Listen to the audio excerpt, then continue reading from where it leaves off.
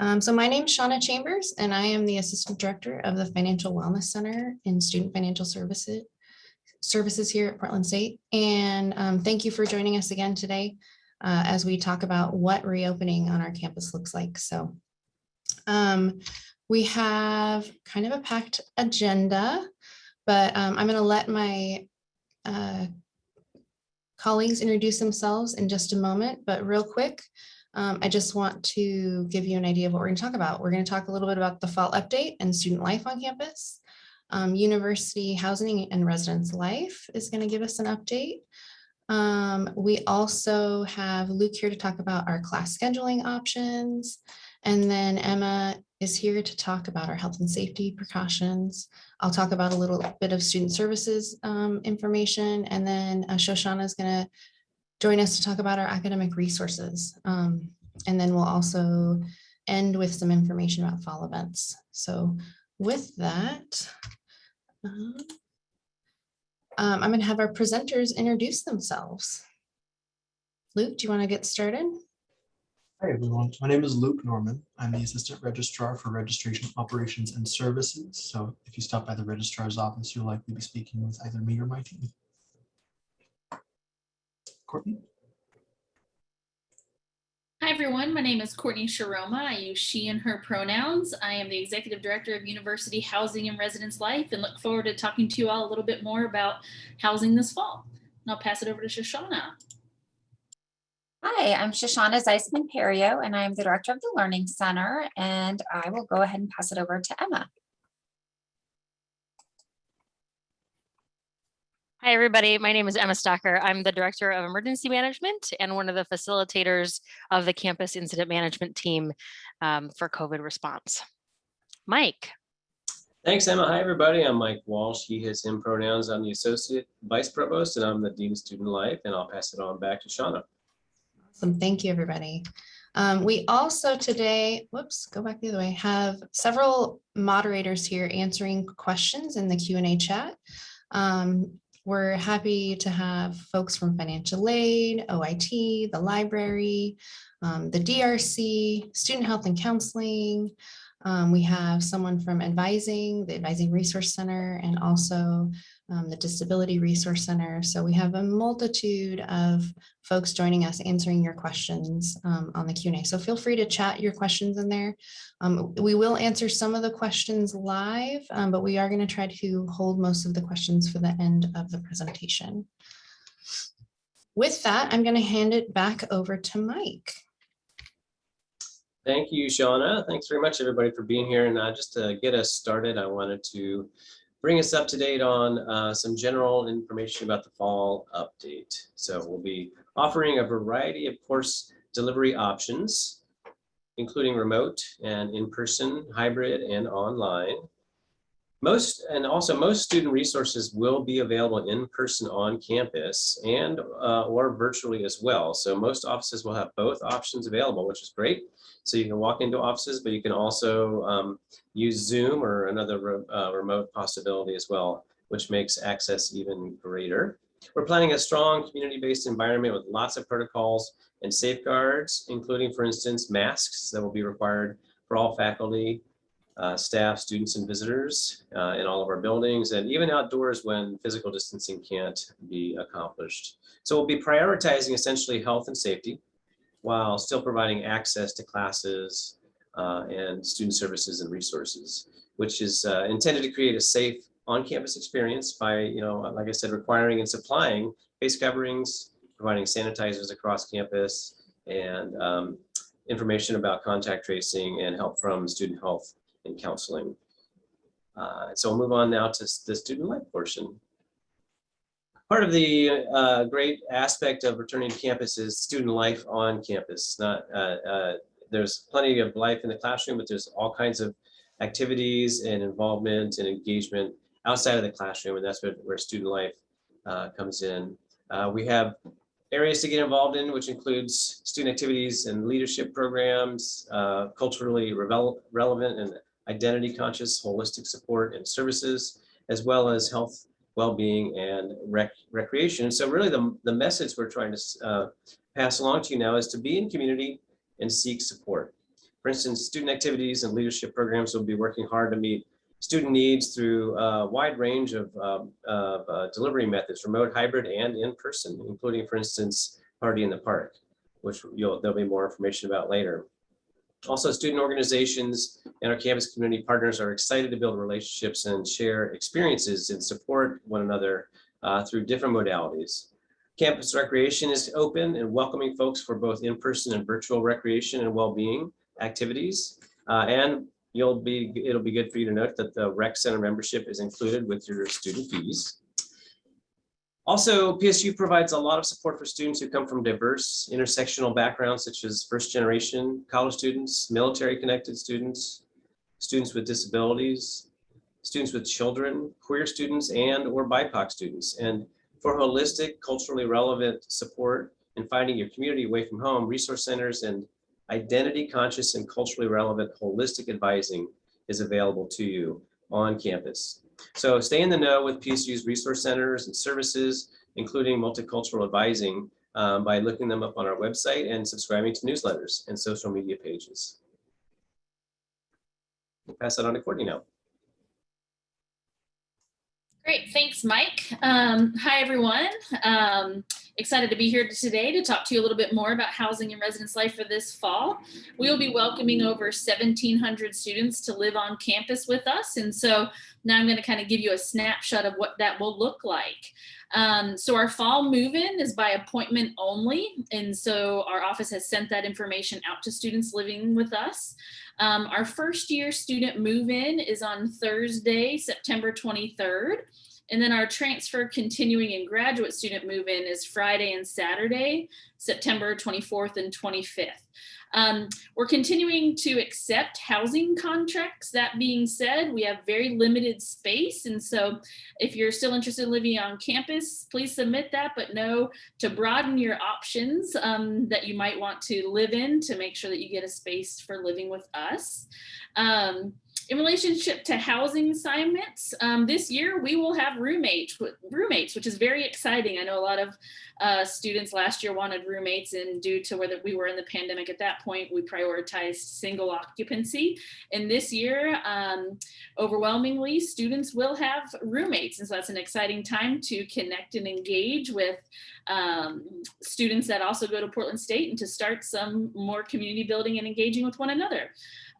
We do have designated isolation floors, and with that,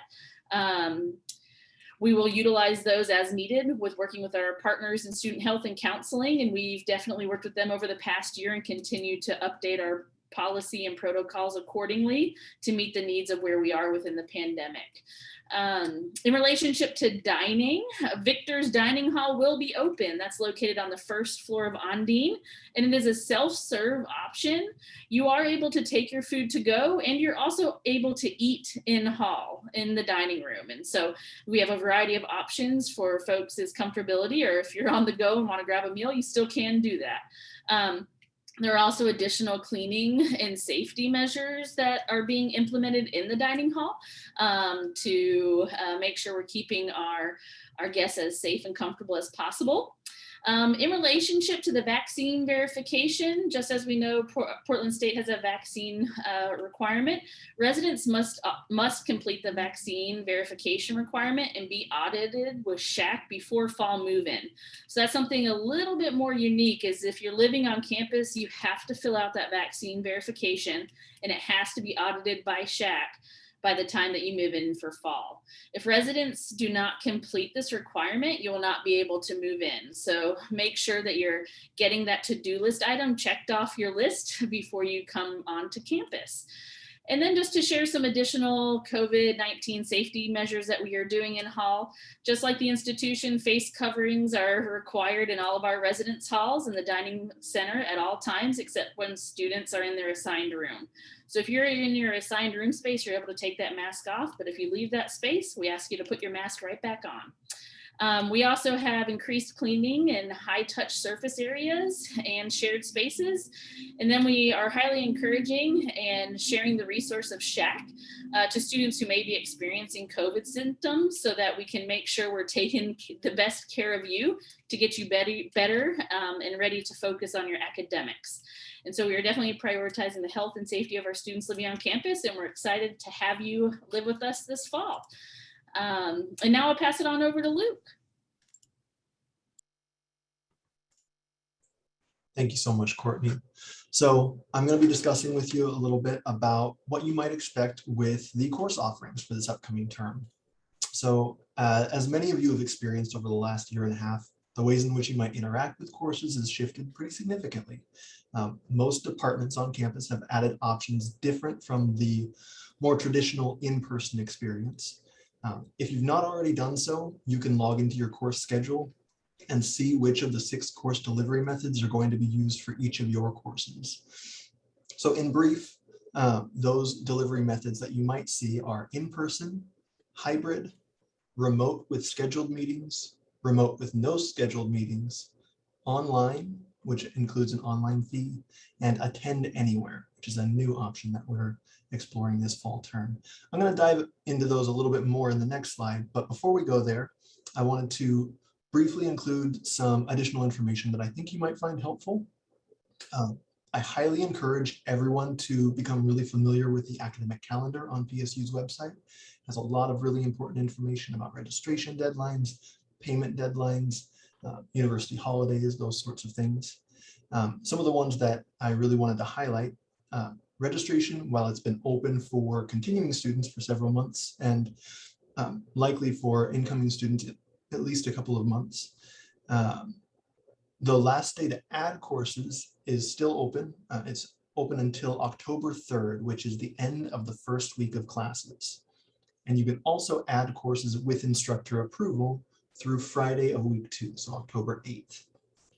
The last day to drop courses for a full refund is October 3rd. Again, the end of that first week. Our weeks begin on Monday and end on Sunday at midnight. And again, more deadlines can be found on the academic calendar. The link is there. You can also find it pretty easily from the main PSU website.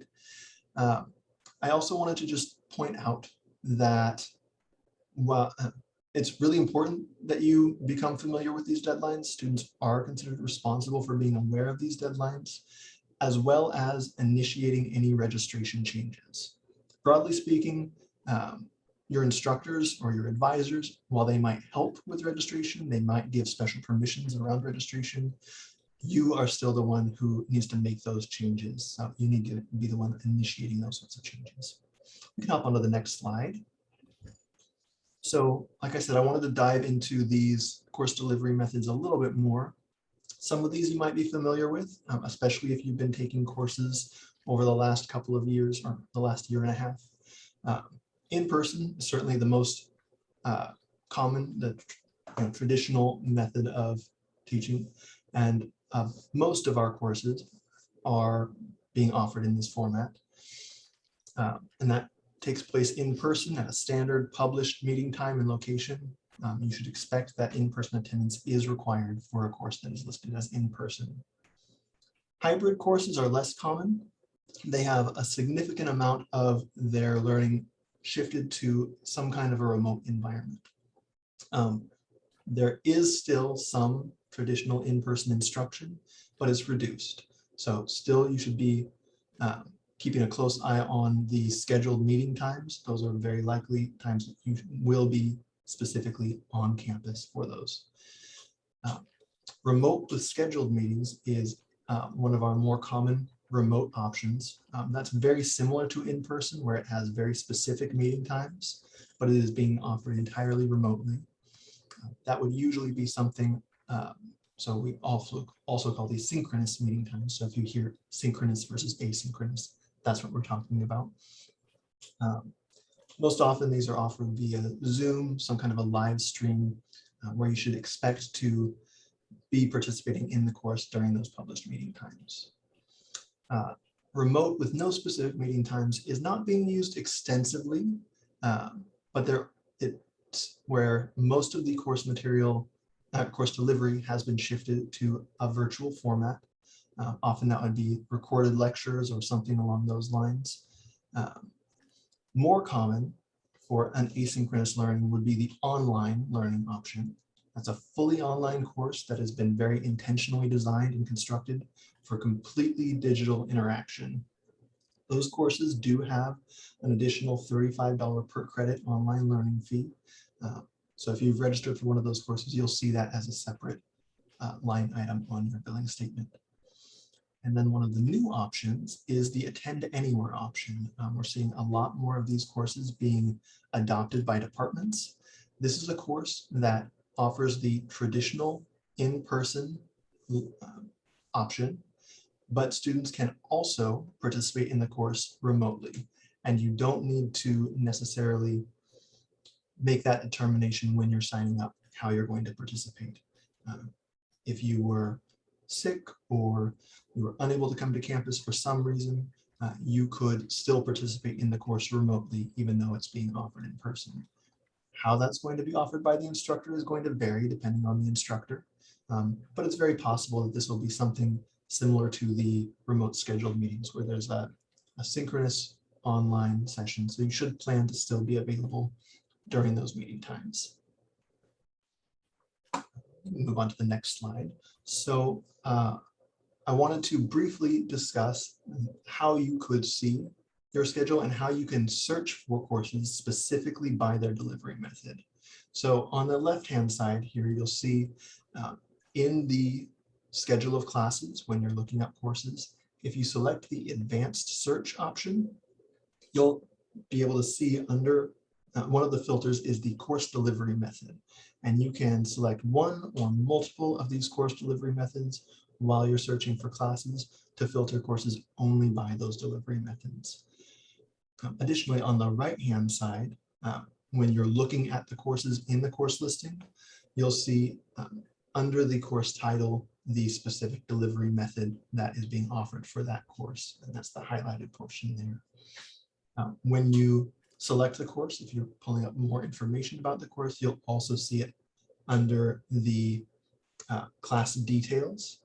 And I wanted to point out that circled item, the course description and notes, particularly for courses that are remote with no scheduled meeting times.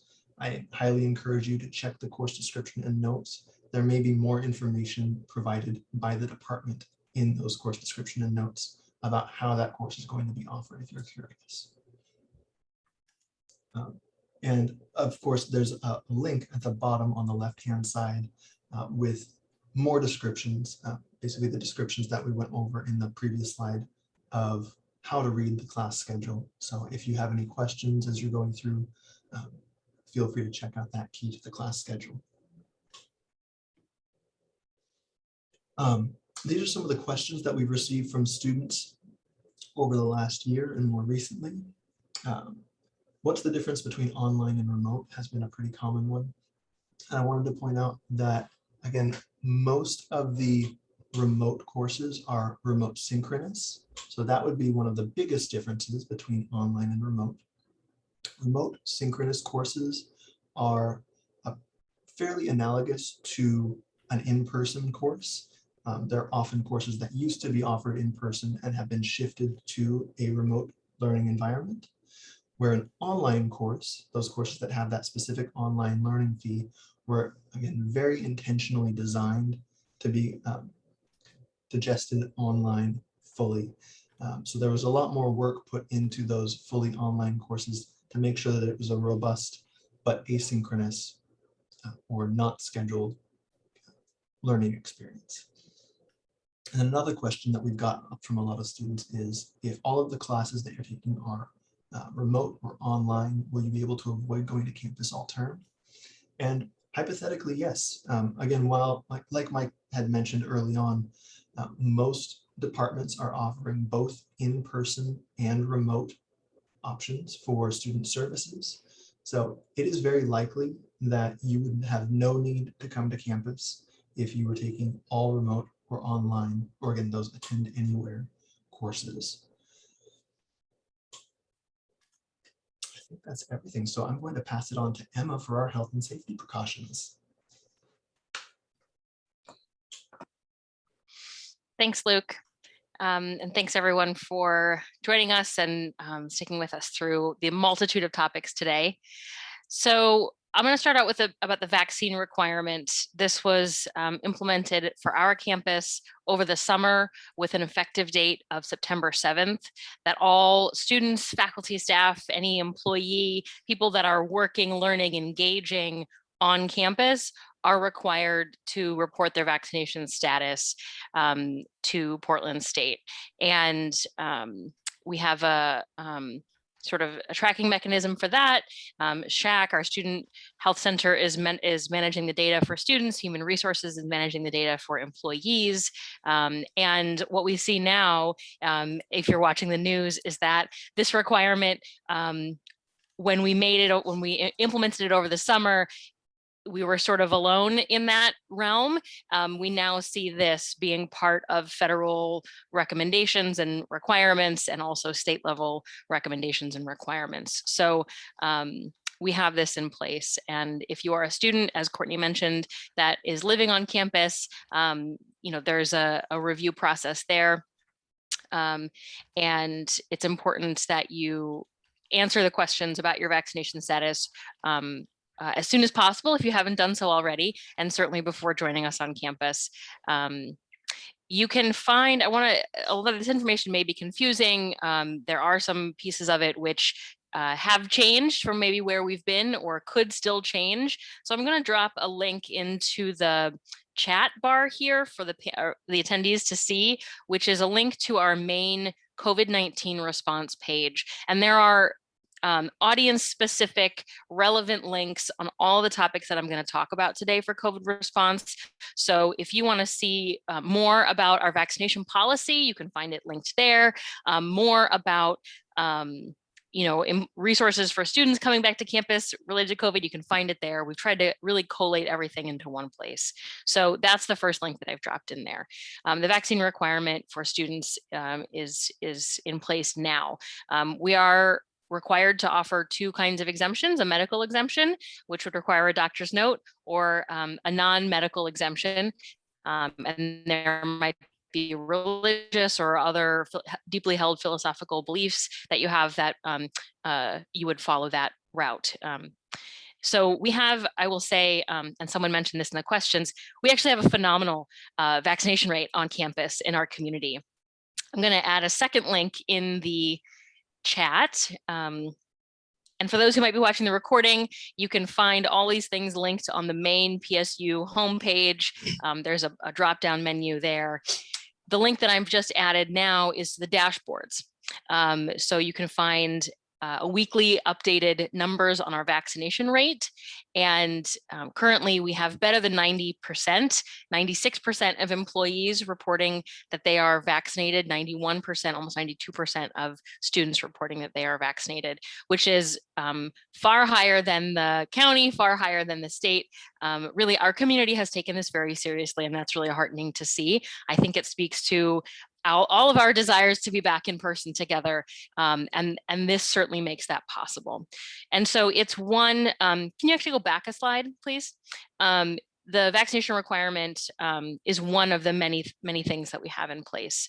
I want to just mention briefly that Courtney also mentioned it, that student vaccination status is checked against the statewide database. If you have not been vaccinated in Oregon, if you're coming to us from some other place in the country or a place in the world, we will ask you as a student to provide additional documentation of your vaccination status. And that again will be through SHAC.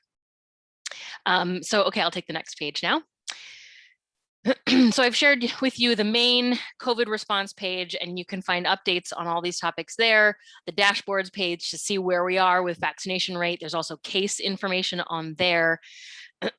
So a couple of other details around sort of how we're managing COVID response on campus. We have all of our buildings currently and will continue to be on ID card access. So you'll get your PSU ID or you'll find it if you've already had it and it's been somewhere in your in your backpack for the last year and a half, not coming to campus, go ahead and locate that card now. You'll need it, and you'll need it to swipe into most of PSU buildings. So near the entrances, there'll be card readers, and you'll wave your card there, and that'll let you into the building. There's a couple reasons for that.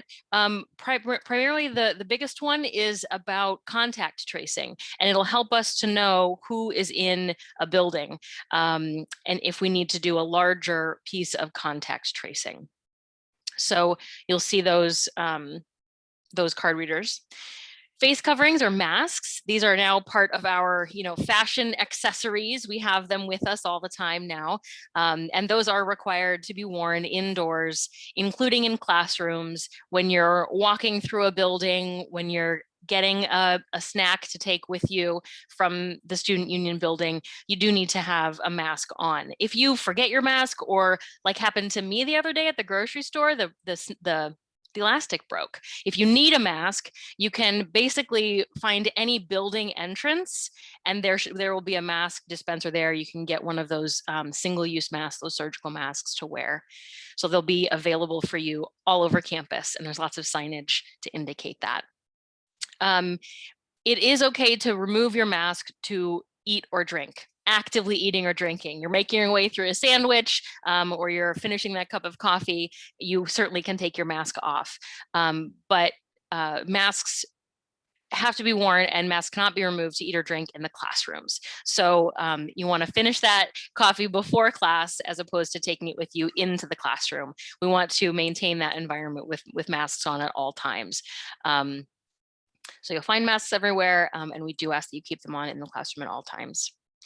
Also, around building entrances and in the classrooms, there will be hand sanitizer, cleaning supplies in the classrooms, and our custodial teams are working on, as Courtney mentioned, in housing, doing so around campus, focusing on those high-touch lobby areas, elevator buttons, door handles, things like that, which not only helps with COVID, will help with flu season, and many other transmissible issues. So that's a piece that we've instituted and will keep with us.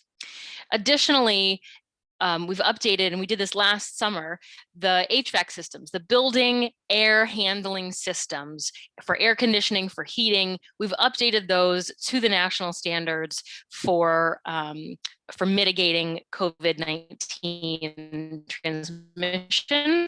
So that means both installing more fine-grained filters in the HVAC systems, and also sometimes managing the balance between indoor and outdoor air. And most of our buildings were able to take those upgrades, one or the other, or both of those kinds of upgrades. But there are some buildings that it just wasn't actually physically possible. And so in addition to these HVAC building-wide steps, classrooms also have portable air filters, HEPA filters in the rooms. And so you'll see those in the classroom. Consider it a new classmate, and that helps us make the classroom environment just about as safe as we can possibly make it. So those are some of our physical improvements on campus. There've been a couple of questions about case response, and I wanted to speak to that. I'll share another link in the chat. And this is to our page that talks about notifications and quarantine. And when there's a case on campus, SHAC, our Student Health and Counseling Center, has been our clearinghouse for all of this. So if you find yourself that you've tested positive for COVID, or if you have symptoms that are COVID-like, or if you're concerned about an exposure, call SHAC. If you have a test result, we actually have a COVID-19 reporting form, and SHAC gets that information, and they will reach out to you, and you can have a conversation. That helps us begin that contact tracing for campus. Were you on campus? Where did you go? Who did you interact with? And then they will let you know about, and this is in fact based on your vaccination status, how long you might need to quarantine for, if you were exposed or if you've tested positive. So that COVID-19 reporting form is very, very important. You taking that seriously helps us keep the entire campus community safe. So we really appreciate that. On that page, you'll find guidelines for what happens if there's a close contact. So that may be because of a social activity, that may be because of a dynamic of a certain type of interaction in the classroom. just because you're in the classroom does not necessarily mean that it's a close contact. It is so dynamic, and it is really on a case-by-case basis, which is why SHAC has been our single point of information, our clearinghouse there to evaluate the situation. But if you do find that you're a close contact, there's the steps to take for vaccinated and unvaccinated, in terms of testing, in terms of possible quarantine. And also, if you test positive but are asymptomatic, the information is on there. Or test positive for COVID, but maybe you are symptomatic. So I urge you to take a look at that. And we've built out that information in coordination with our county public health. And it's really important that that folks share that information with SHAC so they can help us determine on a case-by-case basis what kind of testing is necessary, what kind of quarantine might be necessary, because it will likely impact more people than just you.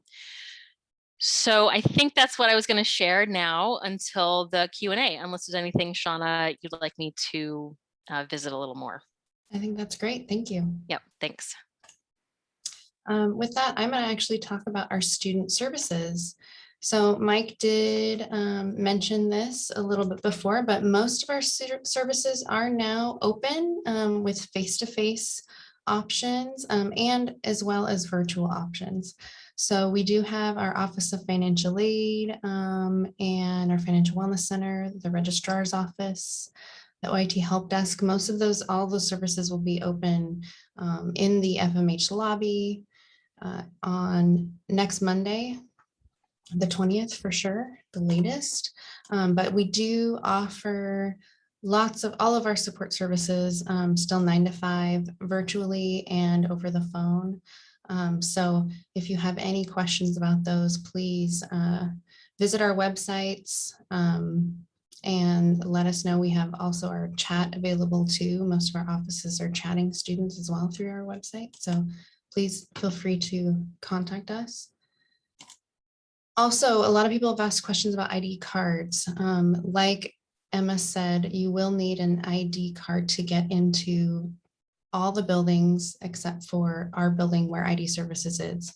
And FMH is the Broadway side of the, or I'm sorry, the Broadway doors are usually locked, but the park block side of the building, those doors are unlocked 9 to 5, Monday through Friday. So folks who don't have an ID card can come down and get one. So they will be required to get into buildings. You'll see the little black box that you just sign your or scan your ID at. Your first PSU ID is free. If you need a replacement card, they are $21 and we can charge that to your student account. Please bring government issued photo ID and make sure you are registered for classes in order to get your ID card. Like I said, they're open Monday through Friday, 9 a.m. to 5 p.m. And your access is actually added the first day of classes. So your ID card will get you into the rec center. It will, besides getting into all the buildings, it will also allow you to do things on campus, rent lockers. You can use it to get into the library and things like that.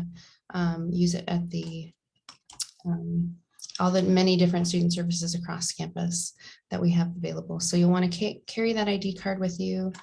And then your access into any classrooms will also be granted as well on that first day of classes.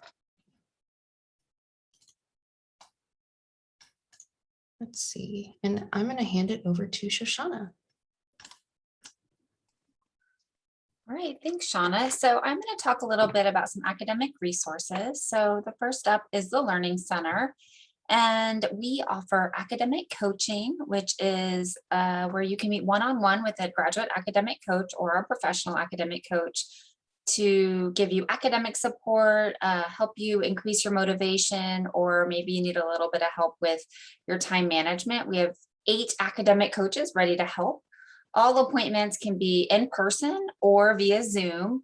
We saw 1,300 appointments last year, and those were all over Zoom. We have coaches for STEM majors, for graduate students, and it's all free. So you could actually start scheduling some appointments even today to get a fresh start for fall term. And we also have a website with resources on our Learning Center website for online learning and remote learning support for those of you that are still taking courses online. We also recognize that there are many of you that maybe have been at PSU for the last year, but haven't physically been on campus. So retooling the ways in which you think about studying might be another reason to come into the Learning Center and see an academic coach, because again, we have to change the way we think about learning. We also have peer tutoring. So we will have drop-in tutoring available in person, and then we'll have tutoring by appointment, both in person and via Zoom. And we have math, statistics, world languages, biology, chemistry, and physics. It's all free. There's also additional satellite tutoring that happens over in engineering, School of Business, and then additional chemistry tutoring over in the chemistry department. And we are located on the second floor of the library. So again, you need your ID to be able to get into the library. And make sure, so the next slide, please. Thinking about the library, they are going to be focusing both on what they can do for you online and remotely, as well as what they can do for you on campus. And so in thinking about what is available remotely, they have 24/7 chat, reference, or research help, and you can find that on their website. And when I say 24/7, I mean 24/7, and they should get back to you really within minutes, if not seconds. You have research consultations by appointment, interlibrary loan, books in PSU circulation collection and from Open Summit libraries mailed to your house, and then ebooks, full text articles and journals, and research databases, and all of that's available online or remotely. And then on campus, the library building access, all floors will be open via PSU ID, and then everyone will be wearing masks. The circulation desk will be open for checking out course reserves, equipment, and library materials. The first and second floor computer labs will be open, and the university archives and special collections access will be by appointment only. We will not be opening the study rooms during fall term because they're just too small and not quite enough ventilation, but I would highly recommend checking out the website library.pdx.edu to confirm the library hours, because this fall we will not be opening on Saturdays, but we will be open on Sundays. So Sunday through Friday. And I will pass it back over to Sean. Oh, I did want to mention, sorry, I don't have this on my slide, but other academic resources that I highly recommend are things like the Writing Center. I'm going to make another plug for the Disability Resource Center. University Housing has Youth Success. So again, we're all really here to support your academic success this fall term. Thank you, Shoshana. So we have a couple of fall events coming up, and I've asked Nadia to join us actually to give us a little update on what's happening around campus. Yeah, thank you so much, Anna. Yeah, and thanks for the opportunity to discuss Viking Days 2021. Like Shauna said, I'm Nadia Myman. I use she, her pronouns, and I'm the commencement and events coordinator. And this year, Viking Days will be a 9-day long, warm, vibrant welcome to campus for new and returning students in the fall. The days will connect welcome events and programming of all kinds with Party in the Park and community revitalization of downtown Portland. This set of days will include both virtual and in-person events outdoors. And these days will be taking place Thursday, September 23rd to Friday, October 1st. And where Viking Days used to end the Sunday before week 1, this year we've extended our efforts for programming through Friday of week 1 to create more of a buzz and excitement to be on campus after being away for so long. University communications, we can go back. Yeah, that'll work. University Communications will be getting the word out to students about Viking Days through Virtual Viking, on social, through at Portland State, directly to the pdx.edu email accounts, and through the university event calendar, which can be found at pdx.edu/calendar. And some of the names of the events that you can look forward to are Welcome Days on the Plaza, which I'm planning, and you can see the event poster here. There will be great local live bands lined up, lawn games, giveaways, and campus resources like the bookstore, bike hub, and campus transportation present to answer some of your questions and be able to connect outdoors in person with masks on. And you can advance the slide. Some other featured events will be Welcome Back Campus Garden Planting Event, Shack Annual Block Party, Honors Welcome Event, VIP Night at the PSU Bookstore, Virtual Drag Show, and of course, 31st Annual Party in the Park, which will take place the day after the final day of Welcome Days in the Plaza. So first week back, Monday, Tuesday, Wednesday, Welcome Back, Welcome Days in the Plaza, then Thursday, Party in the Park. So lots to look forward to outdoors. All of these events and more can be found on the event calendar now, and a dedicated website will be going live soon and will be shared out in the methods I described earlier. And in regards to COVID and event preparation, all events anticipating 250 or more guests are required to connect with IMT regarding safety procedures and for their next steps. And this process is being tracked and followed closely. Masks are required to be worn indoors at all times on PSU property, as we know, and masks are recommended at outdoor events as well, and we'll be enforcing that. Every event will have an optional sign-in sheet for contact tracing where folks can be notified should an outbreak occur. And with all of these precautions in place, we're looking forward to some safe and engaging and exciting events on campus during Viking Days. So yeah, thanks again for the opportunity to talk about these events. And Shauna, I'll pass it back to you. Thank you so much. Thank you, Nadia. We're excited to have life back on campus. For those who have been coming to campus the last year and a half, part-time, we're excited to see people back. So thank you for putting all of that together. Now we have time for some question and answers. If anybody has additional questions for us, or any of our panelists, or any of our Q&A moderators want to answer any of the questions we've received. Most of them, I believe, we've answered either live or by text or type. There's one that I wasn't able to speak to, Shauna. One question that came in about masking protocol. If a student instructor, if somebody is refusing to wear a mask in the classroom setting, and I want to share with the attendees as well another link that you can find and reference and review later if you'd like to, or share it with people. But for the classroom setting, we are hoping that through all of our communication, all of the signage, it's really clear what the policy is. It's really in every aspect of our lives. We go to the grocery store, we go to the doctor's office. This shouldn't be a surprise to anybody. And we make the mask readily available as well. So there have been some resources provided, some guidance provided to instructors on how to message this, some information to be included in the syllabus, ways to talk to students, how to have that interaction. Most people, I think a friendly reminder would go a long way.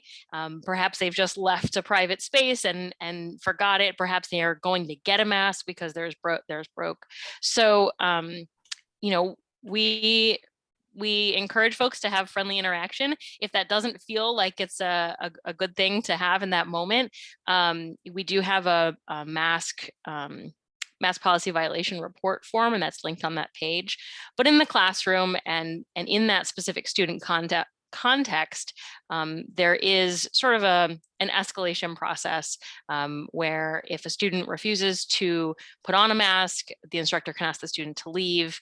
If the student refuses to leave, the instructor has the choice to end that in-person activity and begin contact with the Dean of Student Life office for a student code of conduct process. So we have that escalation process, and we really feel that it should be really easy. We want to make it really easy to wear a mask and really clear where you need to wear one, which is basically whenever you're indoors. So I wanted to just speak to that question a little bit that had been added in the chat. Thank you, Emma. Thank you very much.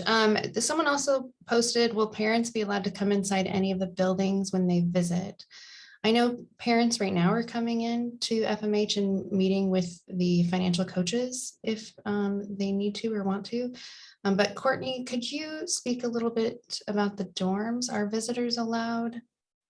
Yeah, sure. So we do have a guest policy this upcoming fall. So guests are allowed. I will say during move-in, we are restricting guests to 2 people per student, and that's just merely to help with the density on campus for that day. But we do allow guests this coming fall, and we're excited to have you all come see our spaces. Thank you. Are there any other questions that people would like to add? How about the dining hall? It's open to full capacity? Yeah, and if they're, like I think we've been saying, if they're not eating or drinking, they need to have their mask on. So if they're getting up to get more food or serve food, they need to put their mask on unless they're sitting down taking a bite or drinking. What does the Wi-Fi or internet look like in the dorms? I think it's great. Yeah, so we have all access Wi-Fi in all of our residence halls. And so if any Wi-Fi issues do pop up, we will get those remedied for you with our partners here on campus. But we do have Wi-Fi and it is top speed. Someone asked, is it possible to buy the Viking Pass? I'm assuming they're meaning like the TriMet Viking Pass and use financial aid. And yes, you can charge it to your student account and then have any financial aid that you have left over after paying tuition and fees applied to your fees.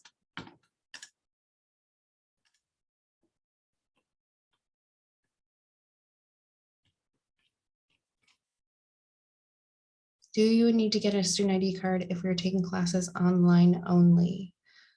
You do not need an ID card, but if you're planning on coming to campus ever, you will definitely want one. Other questions? And yes, PSU students do have free access to the streetcar using that ID card, your PSU ID card. And speak to IDs. Financial aid is dispersed. Someone asked when is financial aid dispersed, and it should be dispersed on Friday, as long as all of your paperwork's in and everything's ready to go. So that will hit your student account on Friday. And then if you have a refund left over, we'll send you the refund. Usually students have it by the early following week. If you don't have enough financial aid to cover your balance, then you will either need to pay by October 6th or opt into the PSU payment plan. Is there a pharmacy at Shack that we can transfer prescriptions to? Mark, could you speak to that one?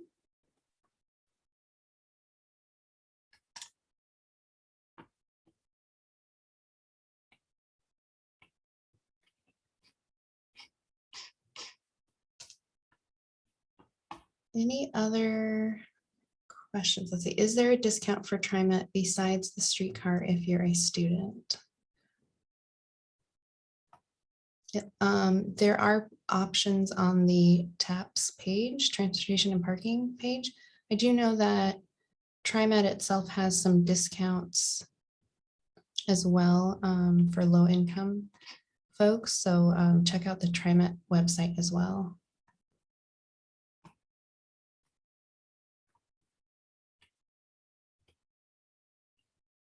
And are any visitors allowed in the dorms? Yeah, we just talked about that. And Courtney says they are allowed.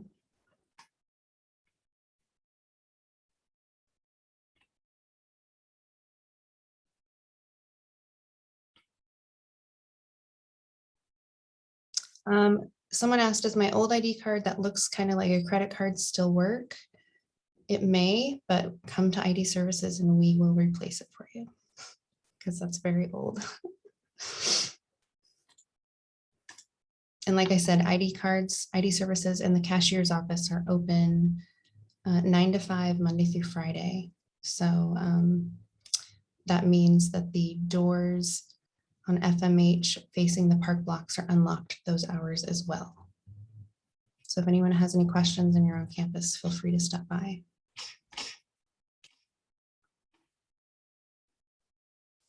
We have just a few more minutes left. We're going to try to answer as many questions as we can here in the chat. Again, someone asked, are visitors allowed in PSU buildings? Yes, they are, but visitors are still required to be vaccinated.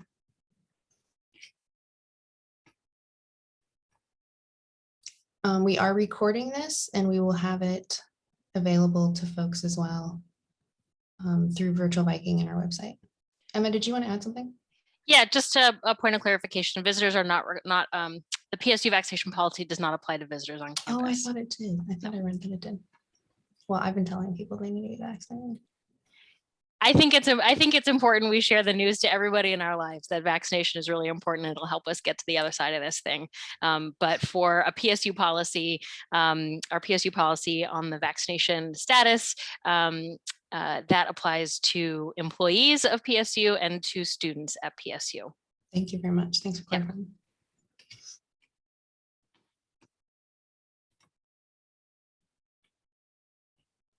Any other questions that we can answer for folks?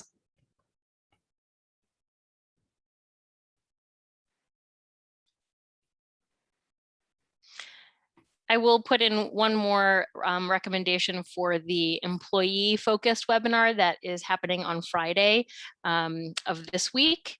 And that was shared, the link to register was shared by email with all employees. And I believe we have it up on the website as well. So we'll talk a lot more about the workplace, how the vaccination requirement applies to employees, and a number of other things related to our COVID response for employees.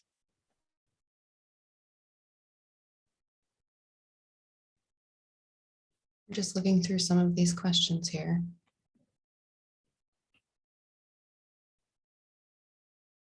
Can I register my child for childcare in person? I'm running into errors trying to register online.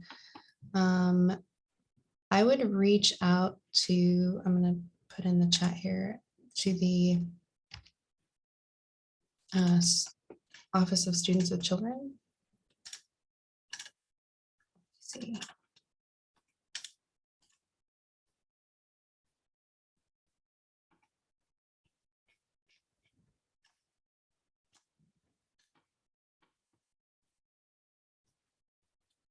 Let me get that link up for folks here.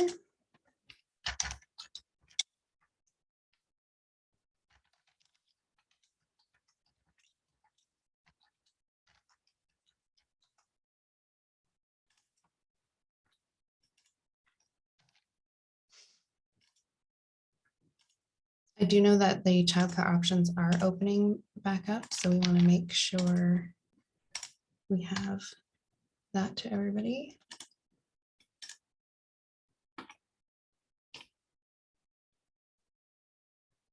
Do online students have an opportunity to get a student ID card from afar? No, currently we don't have a way to send them or receive information and send that out. To get a PSU ID card, you do need to be on campus or come to campus to get that.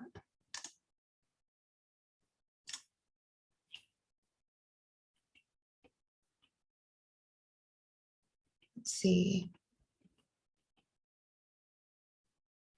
Will I be able to take off the parking permit once I stick it to my vehicle? If I have a quarterly permit, will I have to stick a new permit the next quarter?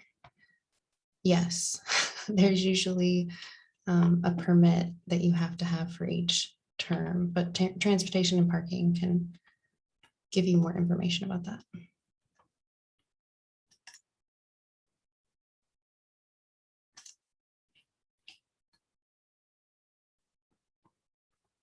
Luke, do you want to answer that last one? Is there anything students can do if they are not comfortable taking in-person classes, but are not able to take remote attend anywhere classes based on the department or the degree requirements? Sure. So if certainly I encourage you to look at the course offerings that are currently available. Course offerings are broadly finalized as of yesterday, so we should not expect any significant changes in the course delivery methods. So if you have not looked recently, several departments did change their course offerings within the last week, 2 weeks. So do take a look at what your degree requirements are and what courses are being offered in fall. If you are not able to get courses that are working towards your degree requirements, or it doesn't seem like you are able to find courses working towards your degree requirements, I highly encourage you to, one, work with your academic advisor and see if they can assist you in finding additional options. And two, if this is for medical reasons, like that you are unable to attend campus and attend in-person courses, you may want to work with the Disability Resource Center to determine if there may be accommodations that can be made. Thank you so much, Luke. A lot of people have questions about transportation and parking, so here is their website. But yes, I do believe they are mailing some of the permits just because I saw them in there doing it the other day.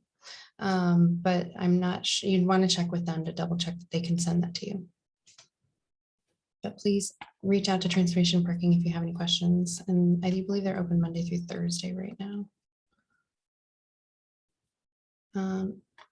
Emma, would you mind answering this question? What's the contingency plan if we experience outbreaks?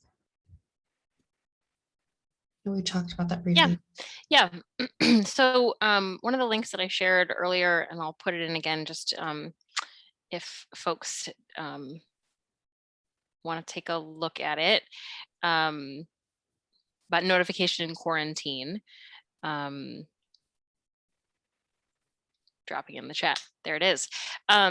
So it's really a case-by-case basis. SHAC has been our primary clearinghouse for all of that from the beginning. The COVID-19 reporting form is where we collect that information, and only the nurses there at SHAC see that information, so it's not shared elsewhere.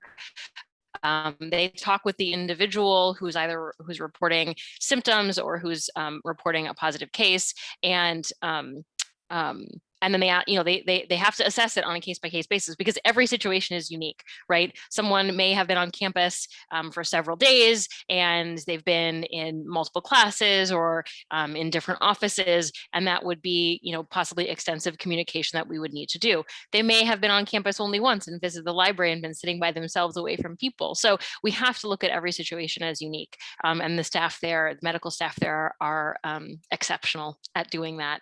So we really are grateful for their expertise. The other thing I want to speak to since I'm live, a question about sort of going back to distancing, going back to a lockdown. Everything that we're doing is so that we don't have to experience that again.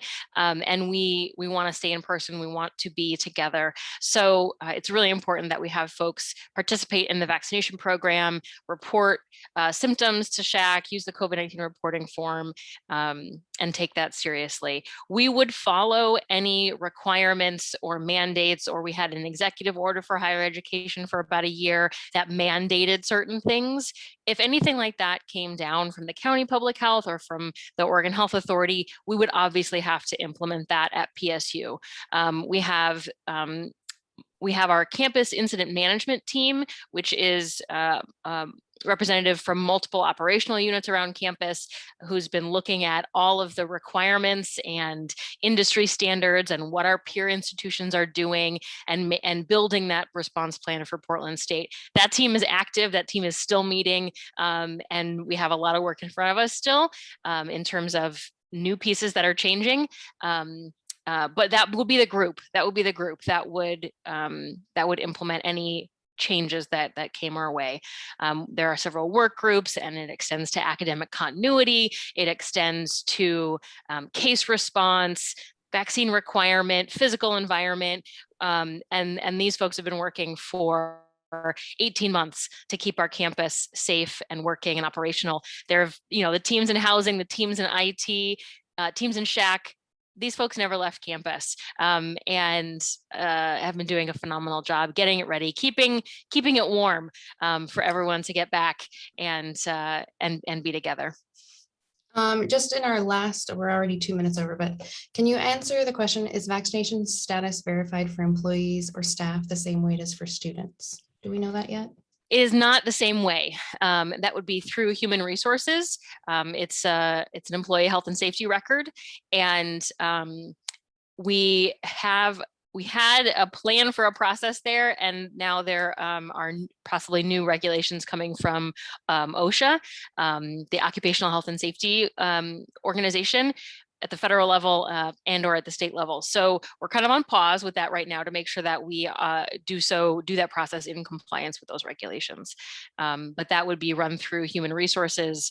And they have various ways of either communicating with employees or seeking employees to upload that information. And we'll talk more about that on Friday.